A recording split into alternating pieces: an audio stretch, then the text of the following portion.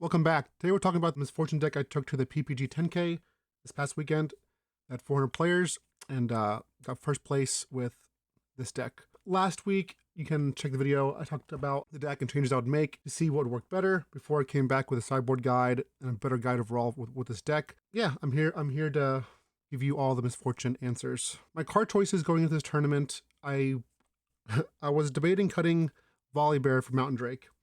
Friday was like a 5K. I tested 2 Drakes and no Volleys. And then after not top 8ing that one, I decided for the main event, I was going to do a Coward Split because I still wasn't sure what was better, either Mountain Drake or Volley. So I did a 1-1 split because I wouldn't have access to both, and because honestly I wasn't sure which one was truly better. Having Volley is nice because Volley has tank. He has a lot of shield. It's a great way to he's a great way to protect your smaller creatures like Misfortune or Mind Splitter, forcing them to kill him first. He's also a great target with Soul Gorger. So I wanted to play one. Playing 2 Mountain Drakes just wasn't where I wanted to be. I wanted a one that was a little bigger and one that protected my other units, and I wanted to go a little bigger in the mirror match. I think having access to one was nice throughout the tournament. So outside of that, the only thing else I changed, we have 2 Primal Strengths. Primal Strength is a great way to combat E players or other mid-range decks. It lets you set up the combo of Primal Strength and Ride the Wind. Because of Primal Strength and because of Ride the Wind, we're playing three Ride the Winds and 2 Primal Strengths.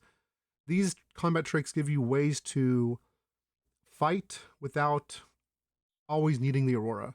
Obviously, the Aurora is, the card we're still looking for every game, but with Primal Strength and with Ride the Wind, you can sometimes take a Deadbloom Predator or a Mountain Drake and bounce it around the battlefields and ganking with Misfortune to get a lot of points and sometimes steal a win without the Aurora even. So usually when that happens, we don't have the Aurora. You're looking for a Mountain Drake or a Deadbloom Predator to bounce around. Mind Splitter isn't quite good enough because it's a little more fragile. The difference between 7 and 8 is big because it's the difference between like Kaisa and Hex Ray Tech, the beam thing. Also deflect matters too. So it really does that. You really want the Predator or the Mountain Drake to bounce around. Also, my Mulligan guide. This may come as a shock. I don't know. I've seen people talk about keeping Mountain Drakes in opening hand and ramping to 9 and casting that first. I've seen people keep like Deadbloom Predators in their opening hand against certain decks. I don't do any of that. If my hand does not have ramp and or Dazzling Aurora, I'm going to ship those cards back.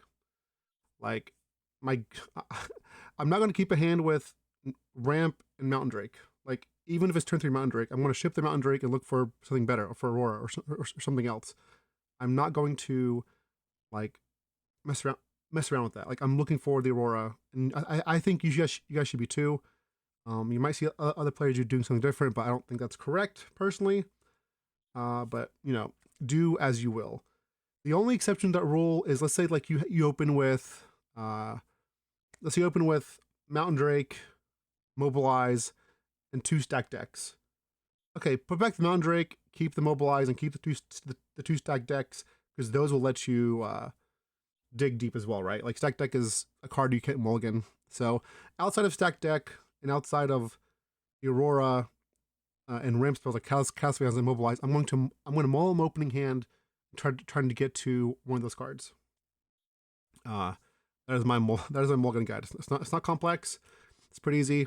Our deck functions very well with the Aurora, so why not mulligan and take advantage of that as much as possible and look for the Aurora. Like, it seems simple, but I've seen people like not do that, which to me is crazy. But anyways, as far as the battlefields, excuse me, I always lead on Sigil of the Storm. I always lead on Sigil of the Storm, and then In game 2, if I'm on the draw, I will lead with Obelisk of Power. If I'm on the play, I will lead with Aspirant's Climb. But I'll always start with Sigil against every opponent. That is just what I believe is correct. And then you can, because what happens is, if you start with Sigil and you win game 1, you essentially have won the match, from what I found. Because why do you want to lead Aspirant's Climb against decks like Kaisa? Why do you lead Aspirant's Climb instead of Sigil of the Storm? You're already favored game 1 against Kaisa and against other decks. You will really want the Aspirant's Climb help after they sideboarded, after they brought the cards in, after they board out their bad cards, put the good cards in. You want the Aspirant's Climb after they've gotten help, especially against the decks that you already favored against. Like, you don't need to be more favored and to increase the points, you know. So I would, and then so I would just always start with Sigil. And then when you're on the draw, like Annie is going to start with Arena the Greatest, and you can start with Sigil, not Sigil, Obelisk of Power if you're on the draw. And then when you're on the play, you have Aspirant's Climb. There'll be that you'll need that one more point, and on the play with Aspirant's Climb is very good for you. You know, like, you're the late game deck. So being on the play with Aspirant's Climb is just massive and should give you a huge leg up in that match, unless you draw horribly. So that's what I do. That is how I lead. That is how I play my battlefields. That is how I mulligan. Next thing I'll talk about is the sideboard guide. I'll have a sideboard guide down below in the notes as well in the YouTube video. If you want to copy them, put them down to paper. Keep in mind, you can take notes. Like, you can write this down on paper and put it in your deck box at a tournament, and then you pull it out in between games, see how you want to sideboard. I would recommend that if you're going to take this deck somewhere to to a tournament or something, or Nexus Night, or where have you. I think it's a great idea to do that. So just so when you're in the game, you don't have to think about a sideboard. You can just be like, you know what? Okay, this is how I sideboard. That being said, I want to say this is a general sideboard guide. It's not definitive. It's not always 100% do this, because people's lists change, and how people sideboard also changes. Like, for example, we'll start with Kaisa. Against Kaisa, my go-to is like I cut 1 Invert Timelines and 1 Confront for 1 Sabotage and 1 Primal Strength. I did something a little different in the finals of the PPG against Kaisa. I brought in 1 possession. I cut 1 Gust of Wind, or 1 Gust. That's because I saw their list, and they had multiple Mega Mechs. They were going big. If they're going really, really big, they also kept in the raise against me. Usually people are cutting the raise, basically trying to grind me out. So in that matchup, I brought in one position just to steal a 1,000-tailed Watcher, or to steal a Mega Mech or something. So, but usually against Kaisa, -1 Invert Timelines, -1 Confront, +1 Sabotage, +1 Primal Strength. All right. Against Annie, also, I will say you are favored against Kaisa. Kaisa, you are favored. You can lose the match, but like any match, of course, we're playing TCG. We can all get unlucky, or mistakes happen. But you are favored versus Kaisa. I've seen, next up is Annie. I've seen a lot of people say that they believe Misfortune is favored versus Annie. I don't believe. I think if both players are equal skill and playing a good list, I do believe that Annie is favored. Even with my list, I'm playing 3 Ride the Wind main deck, which is very good versus Annie. It gives you like a more of a comeback when they push your stuff out. You can go back in. I do believe they're favored. I would say maybe like 55-45 or 60-40. They're favored, not by a tremendous amount, mind you, but they are slightly favored. But I do think this matchup is very winnable if you play it correctly, or if you find the Aurora, of course. But against Annie, I cut 1 Confront, 2 Timelines, 2 Invert Timelines, and bring in 1 Sabotage and 2 Rebuke. You really need to rebuke the Vi combo. Like, once you get, and you have to keep in mind that when they get to 6, they have that combo. That their combo is Vi Ride the Wind. So just keep that in mind. Like, don't. I know it sounds simple, but keep in mind, like, they're playing to 6, and then they're trying to combo you with Vi Ride the Wind. So be aware of that.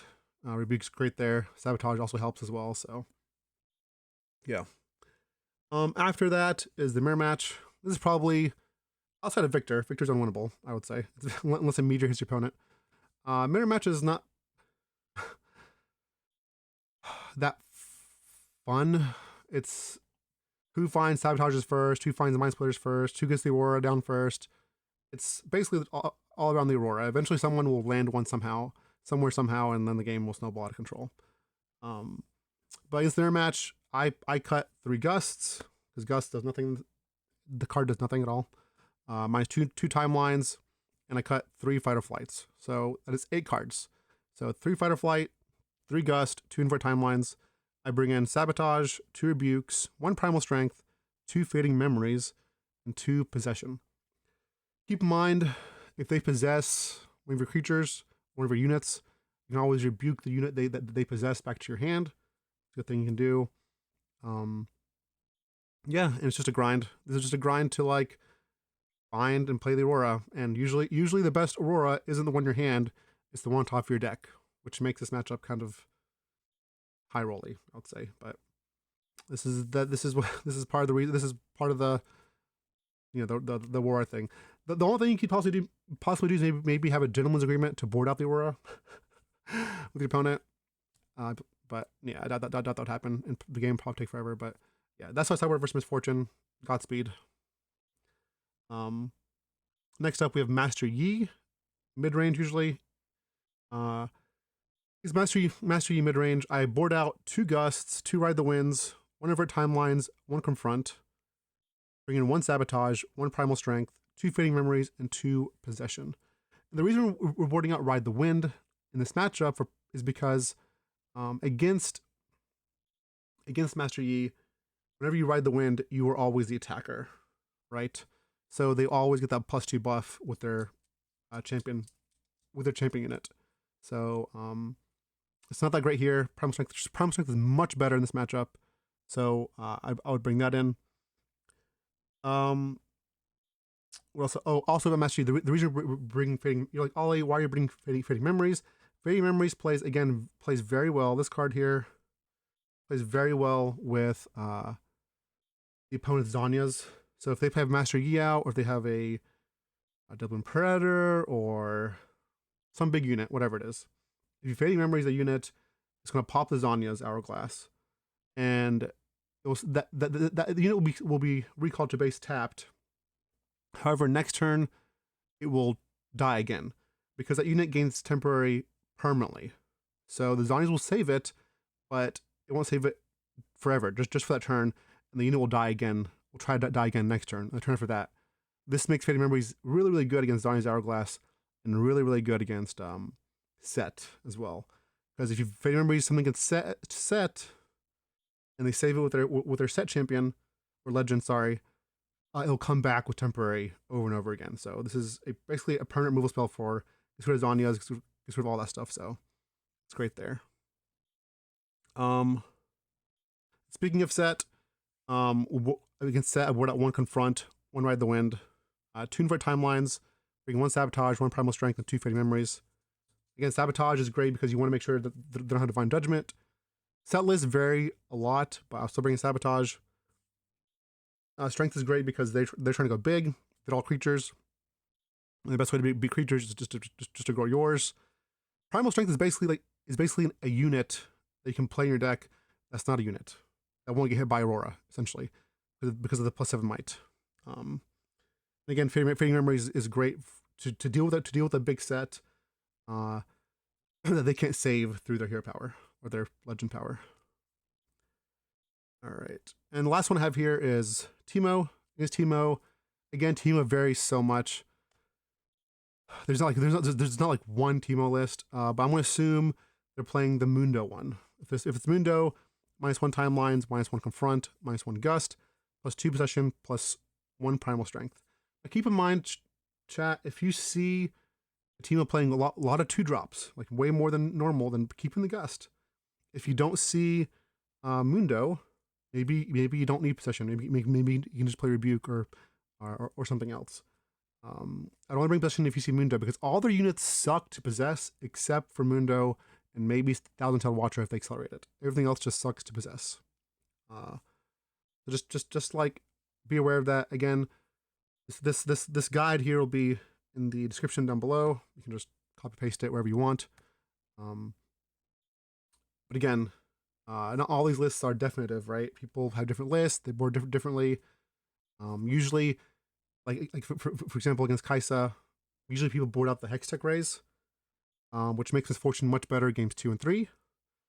But I guess again last weekend my finals opponent kept Hextech Ray in. He was trying to grind me out. So it just really depends on how they board, and you have to be able to adjust on what they're boarding. But usually the go-to cards that you want to board, they can board out. I think this is what's important, is the timelines, the sabotage, like the timelines, Ride the Winds, Gust, Confront. These are the cards you can board out. So just keep that in mind and just adjust accordingly to what you see or what's happening. Yeah. So there's a Mulligan guide. There's my sideboard guide. There's how to use my battlefields. I think that's essentially it. I will give my thoughts too, I guess, on Misfortune and the future. People think that this deck will get worse after the new set because of gear hate, but I think if it gets worse, it's not going to be because of gear hate. People have gear hate now, and we can take that gear hate with Sabotage or Mind Splitter. They usually have to topic the gear hate. I think that the thing that I'm worried about with the new set is it is an equipment-based set, and our units don't really carry equipment that well because we're not playing a bunch of small units and like equipment to equip them all, right? We're playing big units. That being said, though, I think the deck has tools to adjust and adapt next set. I think Call Shot is very powerful as well. Having 9 runes in play and floating 2, and then casting Call Shot to dig for 4 cards deep for the aura, I think that's another way to dig for it. I think there's a new creature or Drake that has like essentially it's hexproof in Magic, which your opponents can't target it with spells or abilities. Well, you can. I think that card could be very, very useful, especially against like Annie. They can't like push your stuff back, I do think at the end of the day, Dazzling Aura is a very powerful ability, and I come from Magic, so there'll always be hate for it, but the ability is very powerful. So, and sometimes that just overrides the hate. Think of like Tron in Magic. If you know Magic, you probably know what Tron deck is. There's so much hate for Tron. There's Land Destruction. There's like Blood Moon. There's so much hate for it. But at the end of the day, it is still so powerful that like it's going to sometimes just doesn't matter how much hate you have. It's still going to do its thing. That's same thing with Aura. Like now, everyone's going to draw the hate, or draw the hate at the wrong time. Or what if you trigger Aura twice, then they draw their hate. So yeah, I know there's some powerful hate like Akshan, whatever his name is, the one that steals the gears. And if that's the case, okay, we can adjust. We'll play challenge. We can play challenges to kill him and whatnot, right? So at the end of the day, it's not in the world rather. But yeah, so this is my Misfortune deck tech. I plan on making Metafy with a beer guide to it as well. If you enjoy this, please let me know down in the comments below. Let me know what you're looking for. I plan to brew. I want to brew around Ornn and Ezreal. But if there's something, if you have any questions, please leave them down below. If you have any ideas of what you want me to brew around or what kind of content you want to see, maybe some pieces of arena, just let me know. I'm open to everything. So yeah, I know this video is a little longer, but it has a lot of information. Hope you guys have a great time. Carry Misfortune, do awesome stuff, have fun, and yeah, I'll catch you all next time.